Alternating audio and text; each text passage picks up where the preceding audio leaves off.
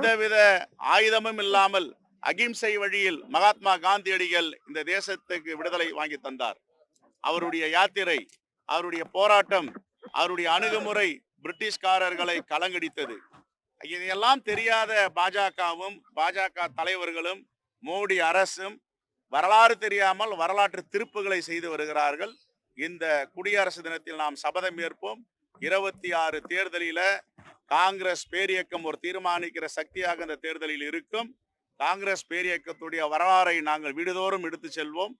வருகின்ற 1ஆம் தேதி பாத யாத்திரையை துவங்கி இருக்கிறோம். அந்த பாத யாத்திரை என்பது மகாத்மா காந்தி பெயரில் தாங்கிய ஊரக வேலைவாய்ப்பு உறுதி சட்டத்தை சிதைக்க நினைக்கும் மோடி அரசை எதிர்த்து இந்த பாத யாத்திரை தொடரும்.